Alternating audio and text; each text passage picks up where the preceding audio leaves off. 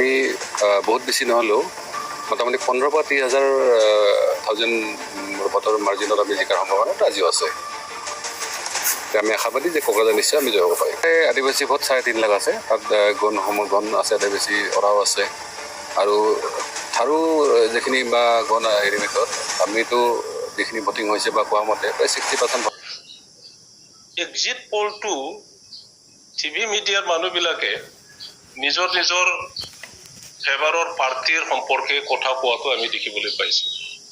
গুৱাহাটী বেছিভাগ টিভি মিডিয়াৰ এক্সিট পলটো আমি ইন ফেভাৰ অফ UPPLটো দেখিবলৈ পাইছোঁ।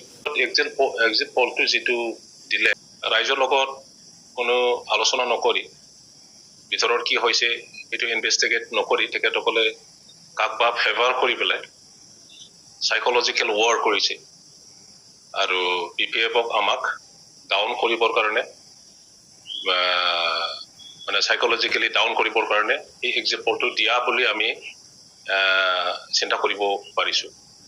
কিন্তু ইফালে ৰাইজে যেনেকৈ ভোট দিছে PPF দলক যেনেকৈ ৱেলকাম কৰি পেলাই আদৰি লৈছে যে PPF দলে জিকিব, ময়ো জিকিব আৰু বহুতো ডিফাৰেঞ্চত নহ'লেও আমি 70 to 80,000 বেছি ভোটত জিকাৰ আশা আছে। হল যোৱা 4 বছৰত যিটো পৰিৱৰ্তনৰ নামত যি চৰকাৰ কৰিলে আৰু যি আশা কৰি পেলাই যি কমিটমেণ্টৰ ওপৰত আশা কৰি পেলাই ৰাইজে ভোট দিছিলে যোৱা 2020 চনত BTC ইলেকশ্যনত, তাৰ পিছৰে পৰা এই BTC চৰকাৰে অঞ্চলৰ PPFৰ দিনত যেনেকৈ উন্নয়নমূলক কাম দেখিবলৈ পাইছিলে এটাও তেনেকুৱা কাম হোৱাটো দেখিবলৈ নাপালে। বৰঞ্চ মানুহসকলক প্ৰতাৰণা কৰাটোহে বহুতে দেখিবলৈ পালে। আমিও দেখিলোঁ যে অন্যায়ভাৱে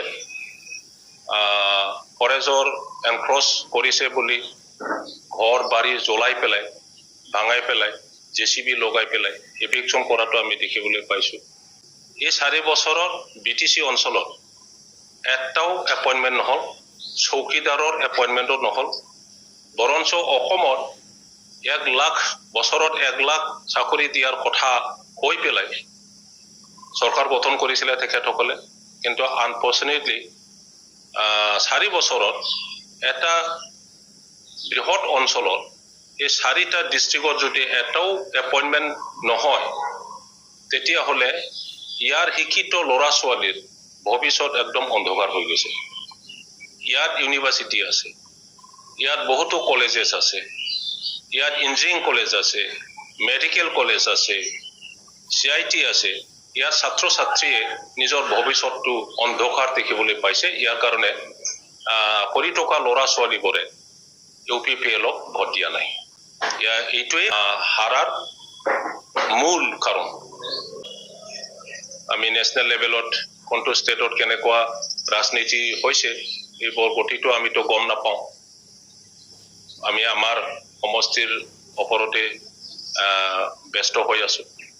গতিকে নেশ্যনেল লেভেলত যিয়ে নহওক আমি ৱেলকাম জনাওঁ আৰু আমি আশা কৰিছোঁ এইবাৰ ভাৰতৰ যি চৰকাৰ গঠন হ'ব খুব ভাল এটা প্ৰগ্ৰেছিভ মেণ্টেলিটি আৰু ইনক্লুচিভ মেণ্টেলিটি লৈ পেলাই কাম কৰিব বুলি আমি আশা কৰিছোঁ।